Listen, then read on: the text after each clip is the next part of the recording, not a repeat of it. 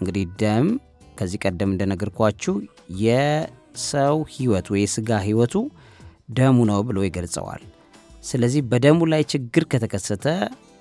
ሁሉም የተለያዩ ችግሮች ተጠቅላላ ተግተልትለው የሚመጡበት ትልቁ ነገር እዛ ላይ እናያለን ማለት ነው ስለዚህ ከዚህ አንፃር ዛሬ ደግሞ የምንመለከተው የስኳር ህመምን ይሆናል ማለት ነው የስኳር በሽታን መንፈሳዊነት እናየዋለን ይሄ ትልቅ ነገር ነው ምክንያቱም ብዙ ሰው በስኳር በሽታ ምክንያት የህይወቱን ጣዕም ያጣ ያለበት ጊዜ ላይ ነው ያለው ብዙ ሰው ማያሰላስለውና ማያቀው በጣም ብዙ የተረሳው ነገር ቢኖር አሁን ባለንበት ዓለም ስኳር የሚባል በሽታ ትልቅ መሰረታዊ ችግሩ በዚህ ባለንበት ዘመን ላይ ለምንድነው ኃያል እየሆነ የመጣው የሚለውንም ጭምር በደንብ አድርገን ማየት ያስፈልጋል ማለት ነው ሶ የስኳርን ስፒሪቹዋሊቲ ወይ መንፈሳዊነት መመልከት ያስፈልጋል የስኳር በሽታ ነገ እንዳይከሰትባችሁ ወይም የተከሰተም ሰው ካለ ያንን ማከምና በደንብ አድርጎ መስራት በተለይ በዓለማችን ዙሪያ የተገኙ በጣም አጫጭር ሪፖርቶችን ተመልክቶ ለምሳሌ የአውስትራሊያ ዓለም አቀፍ የስኳር ህመም ተቋም እንደሚለው የስኳር ህመም 21ኛው መቶ ክፍለ ዘመን ከሚፈታተሩ በጣም ከባድ ችግሮች መካከል አንዱ ነው ብሎ ይጽፈዋል በመጽሐፋቸው ላይ ማለት ነው ህንድ ሀገር ደግሞ ቢያንስ 30 ሚሊዮን የሚደርሱ ሰዎች የስኳር ህመምተኞች ሆነዋል ይልና ዶክመንቶቹ አንድ ዶክተር ከ15 ዓመት በፊት ከ40 ዓመት በታች የሆኑ የስኳር ህመምተኞች አይገኙም ነበር ዛሬ ግን ከሁለት የስኳር ህሙማን መካከል አንዱ በዚህ እድሜ ክልል ውስጥ የሚገኙ ናቸው በሚል ይገልጸዋል በሲንጋፖር ውስጥ ያለ ሪፖርት ሲታይ ከ30 እስከ 69 ባለው የእድሜ ክልል ውስጥ ከሚገኙ ሰዎች መካከል 1/3 የሚሆኑት የስኳር ህመምተኞች ወይም የስኳር በሽታ ይኖርባቸዋል ብሎ ያስቀምጡ ብዙ ልጆች ከ10 ዓመት የማይበልጥ እድሜያቸው ውስጥ ያሉ ሳይቀሩ የስኳር ህመም በሲንጋፖር ያጋጥማቸው ነው ብሎ ይገልጻል በዩናይትድ ስቴትስ ኦፍ አሜሪካ ወደ 16 ሚሊዮን የሚጠጉ ሰዎች የስኳር ህሙማን ሆነው ተገኝተዋል በየዓመቱ 800,000 የሚደርሱ አዳዲስ የስኳር ህመምተኞች በዚህ ቁጥር ላይ እንደሚጨምሩ ይገመታል ከነዚህ ሌላ እንግዲህ በበሽታ ቢያዙም መያዛቸው ገና ያልታወቁ በሚሊዮኖች የሚቆጠሩ ሰዎችም እንዳሉ ይነገራል አንድ ሰው ለረጅም ጊዜ ሳይታወቅበት ከበሽታው ጋር ሊኖር ይችላል የስኳር ህመም ማለት ነው ስለዚህ የስኳር ህመምን ህክምና ይበልጥ አስቸጋሪ የሚያደርገው ይሄ እንደሆነ ይነገራል ኤዥያ ዊክ የተባለ አንድ መጽሔት ሲያስቀምጠው ብዙውን ጊዜ የመጀመሪያዎቹ የበሽታው ምልክት ጎልተው የሚታዩት እንግዲህ ወጥተው አፍጠው የሚታዩ አይደሉም ይሄ በመሆኑ የተነሳ የስኳር ህመም ሳይታወቅ ለረጅም ጊዜ ሊቆይ ይችላል ውድ ቤተሰቦቼ በዚህ ምክንያት የስኳር በሽታ ድምጽ የለሹ ቀሳፊ የሚል ስያሜ ሲሰጠው ቆይቷል አሁንም አለ ስለዚህ በጣም አደገኛ በሽታ ነው በመስፋፋቱ በጣም አደገኛ በመሆኑ ብዙ ነገር ከዚህ ጋር ተያይዞ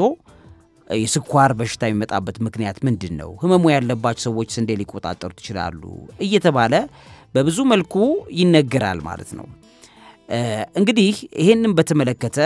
የስኳር ህመም በዓለም ላይ በዝፋት የተሳተፈ መሆኑ በታወቀበት ጊዜ የስያሜውን ለስኳር በሽታ የተሰጠው ስያሜ እንደምታውቁት ዲያቤቲስ ሜልተስ የሚባል ነው ይሄ ስም የተገኘው ደግሞ መምጠጥ የሚል ትርጉም ካለው የግሪክኛ ቃል ነው መምጠጥ እንደ ማር ጣፋጭ የሚል ትርጉም ካለው የላቲን ቃል ነው ይሄንን ከመምጠጥ ጋር የተያያዘ ብሎ ይገልጸዋል ለዚህ በሽታ ይህን የመሰለ ስም መስጠቱ ምንድነው ቢባል ምክንያቱ የስኳር በሽታ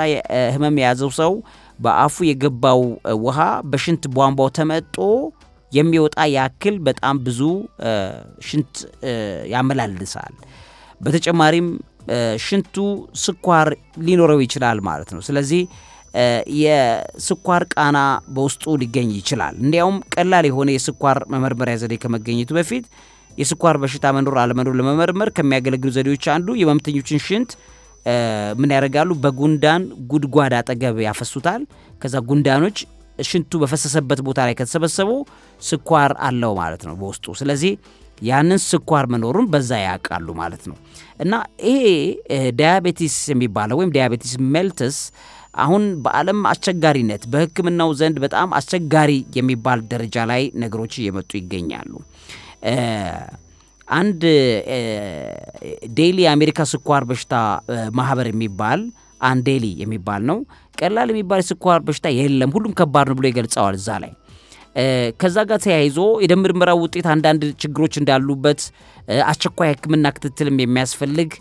መሆኑን ጭምር ይገልጹታል ደጋግመው ማለት ነው ስለዚህ ይሄን ታዲያ አስቸጋሪ ሊያደርገው የሚችለው ነገር ምንድነው ሲባል የስኳር ህመም የህይወት ሞተር መታወክ ነው ተብሎ የሚነገረው የህይወት ሞተር መታወክ ተብሎ በግልጽ መግለጽ ይቻላል ይሄም አለበቂ ምክንያት አይደለም ሰውነት በግሉኮስ መጠቀም ሲያቅተው ግሉኮስ የሰውነት የኃይል አቅራቢ ነው ያንን መጠቀም ሲያቅተው በጣም በርካታዊ ውስጣዊ የሆኑ ችግሮችና ሂደቶች ይታወካሉ ነዳጅ አያገኝም ማለት ነው የሰው ልጅ ሰውነቱ ግሉኮስን ተጠቅሞ ነዳጅ ለሰውነት አቬሌብል ማድረግ አይችልም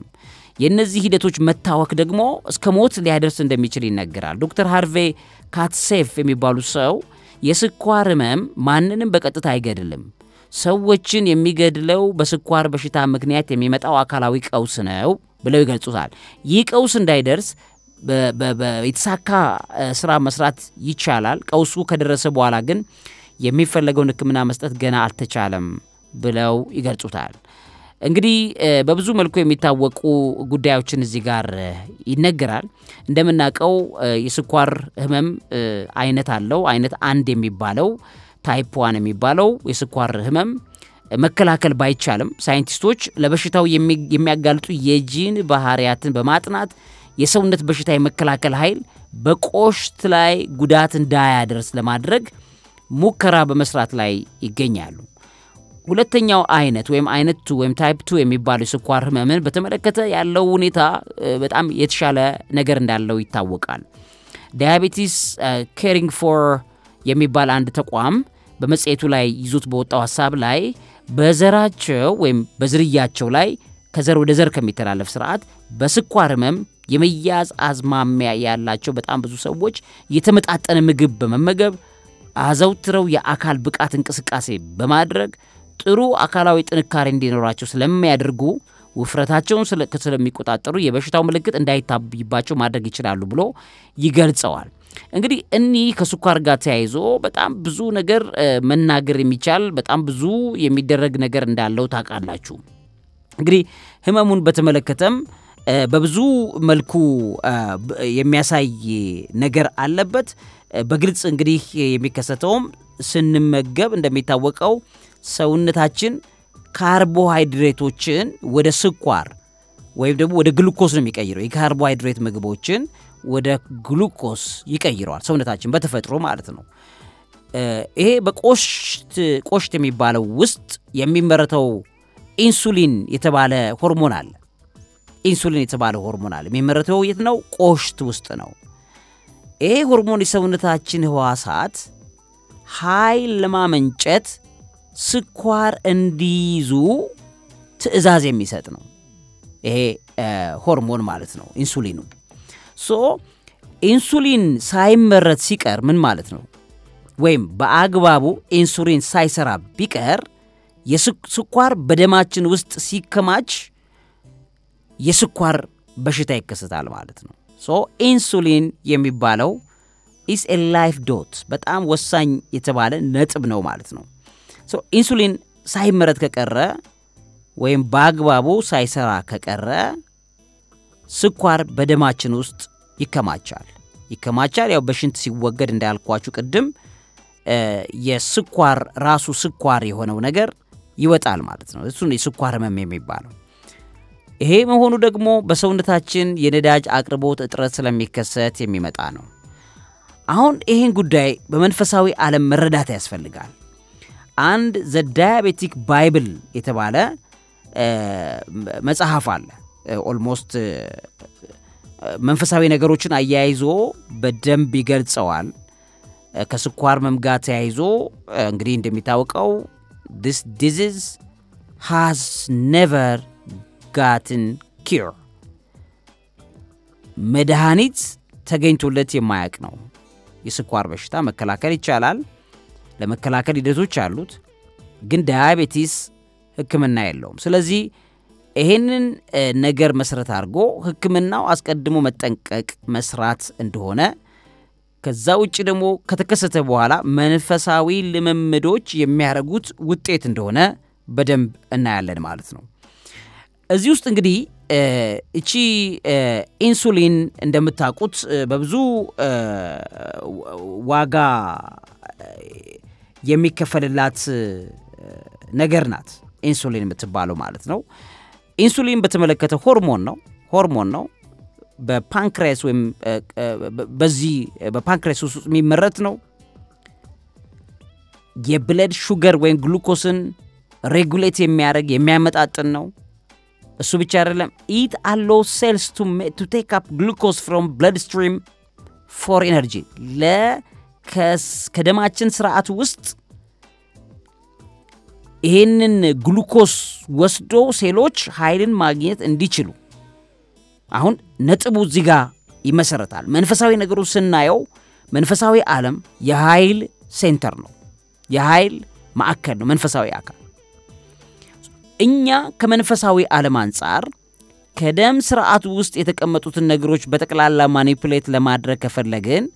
ኃይል የሚል ነገር ሊኖረው ይገባል ማለት ነው መንፈሳዊ ኃይል አለ ማለት ነው ስለዚህ የስኳር ህመም መሰረት የሚያደርገው ኢንሱሊን በመትባለው ሆርሞን ላይ ከሆነ ኢንሱሊን ከደም ስርዓት ጋር ምትያያዝ ከሆነች ኢንሱሊን የኃይል አቅርቦት ላይ ምትሰራ ከሆነች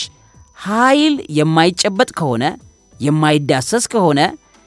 ኃይልን ሊቆጣጠር የሚችለው አምላካችን እግዚአብሔር የኃያላን ሁሉ ኃያል እንደሆነ ካመነን ችግሮቹ መፍትሄዎቹም ከዛ ጋር የተያዙ ናቸው ማለት ነው ችግሩም ይጸነሰው ያንን ማኒፑሌት የሚያደርግልንን መንፈሳዊ ኃይል ከማጣት ጋር ይገናኛል ማለት ነው እንዳልኳችሁ ህመሞች በሽታዎች ከዘር ወደ ዘርም ሲተላለፉ በዘር ኮድ ላይ የሚቀመጡ ነገሮች ስለሚኖሩ ከዘር ማንዘር ጋር የተያያዙ መጥፎ ነገሮች እንኳን ቢኖሩ እነሱን በመቁረጥ የሰው ልጅ ኃይልን የእግዚአብሔር ኃይልን መልሶ በማግኘት መስራት ይቻላል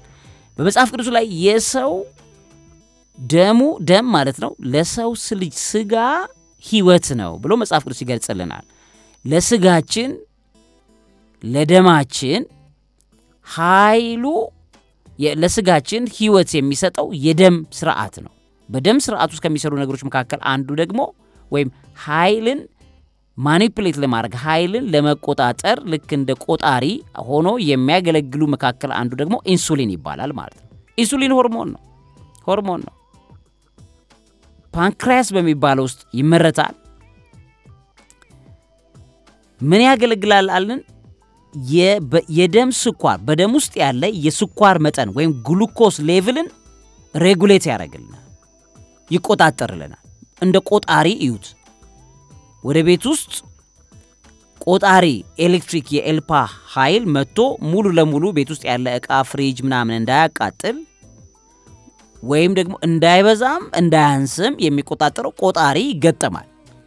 በደም ስርዓታችን ውስጥ ይሄንን ኃይል ወይም ኢነርጂ ወይም ለደማችን እንደ ነዳጅ የሚያገለግለውን ግሉኮስን የሚቆጣጠርልን ኢንሱሊን ይባላል ኢንሱሊን ስለዚህ ምን ያረጋል የደም የስኳር መጠናችንን ይቆጣጠራል ግሉኮሱን ይቆጣጠራል አለ እሱ ብቻ አይደለም ሴሎቻችን ደግሞ ኃይል ያስፈልጋቸዋል በሴል ደረጃ ላይ ኃይል ካጠረ ወይም ለምሳሌ እንበል ፍሪጅ ቴፑ ማለት የሲዲ ማጫወቻ ነው የሪሞት ኮንትሮል ምንድነው የፈልጋችሁትን ከኤሌክትሪክ ሲስተም ጋር የሚገናኝ ማብሰያው ምኑ በቀጣቃ ቤት ውስጥ ያለውን ብታዩት ኤሌክትሪክ ኃይል ያስፈልጋቸዋል ያን ኤሌክትሪክ ኃይል ደግሞ ወስደው የሚጠቀሙባቸው ሶኬቶች ገመዶች አሉ ልክ ኢንሱሊን ይሄንንም ጭምር የሚያገለግል ነው የሚሆነው ማለት ነው ስለዚህ ሴሎች ይሄንን ግሉኮስ ከደም ስርዓት ላይ ወስደው ለኃይል እንዲጠቀሙትም ኢንሱሊን ይረዳል ስለዚህ ምን ማለት ነው ቆጣሪ ነው ማለት ነው የቤቱ ቆጣሪ ከተበላሸ የሚመጣው የኤሌክትሪክ ኃይል ሁሉ ፍሪጁንም ማንኛውን ቤት ውስጥ ያሉ እቃዎችን በተክላላ ማቃጠል ይችላል ማለት ነው። ከጥቅም ውጪ ካነሰም እንደዚሁ ያበላሻል ከጨመረም ያበላሻል። ስለዚህ ምንድነው ማድረግ ያለበት? ኢንሱሊን ወይም ቆጣሪውን መቆጣጠር ያስፈልጋል ማለት ነው። ያ ቆጣሪ በመንፈሳዊ ኃይል ውስጥ ነው ቁጥጥር ውስጥ የወደቀው። እግዚአብሔር ያንን የቆጣሪ ሲስተም ሲያዘጋጀው ከኛ ዕውቀት ውጪ ስለሆነ ለካ ይሄን የቆጣሪ ሲስተም የሚቆጣጠረው የእግዚአብሔር ኃይል በደም ስርዓታችን ላይ እፍ አለበት። የሕይወትን እስትንፋስ ሰጠው። ሕያው ነፍስ ያለው ሆነ ተብሎ ስጋው ሕያው ነፍስ ያለው ነፍስ ወይም ደግሞ የደም ነፍሳዊ እንቅስቃሴ ስጋችን እንዲኖር ያደረገበትን ትልቁን ሲክሬት እግዚአብሔር መቆጣጠሪያውን በእጁ ላይ ይዞታል ማለት ነው።